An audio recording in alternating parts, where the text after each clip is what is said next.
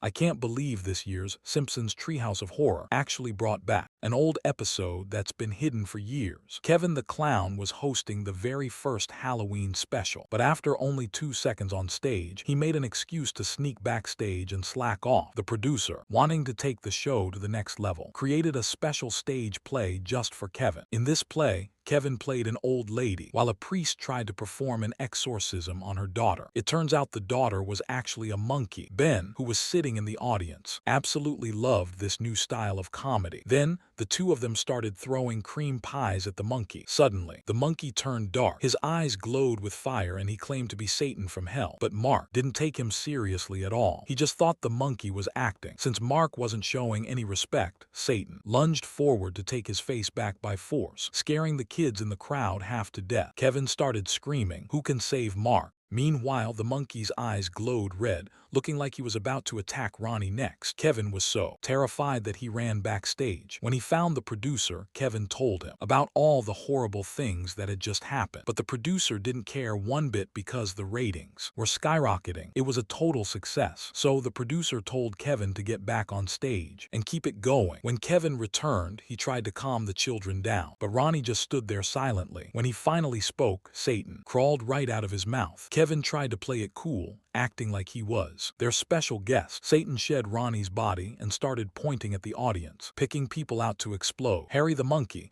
who was waiting outside and getting impatient, burst into the room. He wanted to know when this crazy show would finally end, but he walked right into Satan's line of fire. Satan told Harry to go watch the back door first. The reason Satan was here was because someone had made a deal with him, and the person who made that deal was actually him. Who else could it be? Just look at this. The only reason Kevin's show has been such a hit is because of Ben. He had Satan wipe out all of Kevin's competitors. Ben felt like he had no choice because all those boring, high-quality, and educational shows were eating up the ratings. Only after Satan got rid of them would anyone actually watch Kevin's low-quality show. The tombstones of those shows are the proof. Kevin had always wondered why such a bad show was doing so well. Now that the truth was out, it was time for Satan to get paid. The reward was Kevin's eternal soul, which Ben had promised him. Kevin was shocked. Wait a minute. How did my soul end up being the price for ratings? Where did these ratings even come from? Ben admitted, "I got them by selling your soul." Kevin yelled, "Did I say you could sell me out?" Satan called for the ghosts of those children's shows to rise up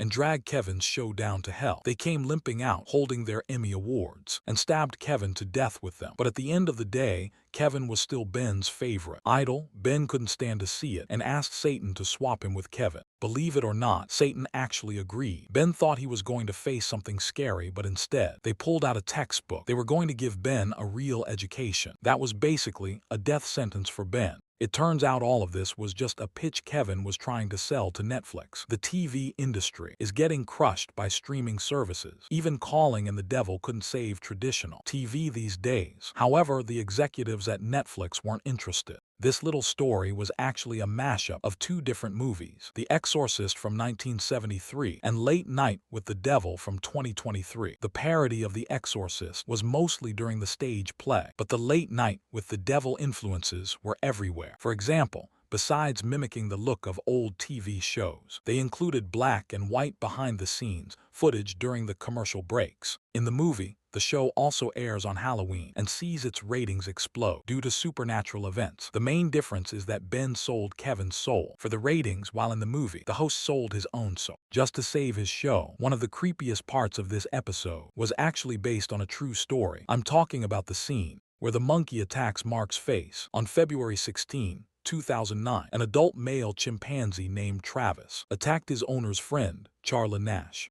leaving her disfigured and blind. The chimpanzee was eventually shot by police. It was after this tragedy that chimpanzees were added to the banned pets list. Backstage, even though it's in black and white, you can see posters of Kevin, done in the pop art style of Andy Warhol's Marilyn Monroe. Satan was voiced by Idris Elba. He looks familiar, right? He was the commander in the movie Pacific Rim. It was a surprise to see him here. The TV producer was voiced by another legend, Michael Keaton, the star of the 1989 Batman. Now, let's talk about the kids in this episode and the characters they played. Right away, you can see Spider-Man in the back, along with Darkwing Duck, Darth Vader, and a droid from Star Wars. There's even Sailor Moon down there. Then there's the Flash. Ronnie's costume was easy to recognize, it's Mario. Behind him was the German kid dressed as Batman. Ben's costume comes from the 1990s sitcom Family Matters, where he's dressed as Steve Urkel. Ben even did his famous catchphrase. And Lily's costume was Lydia from the 1988 fantasy comedy Beetlejuice. As for the shows Satan took out, the first on the left was Zoom, which ran from 1972 to 1978. The second was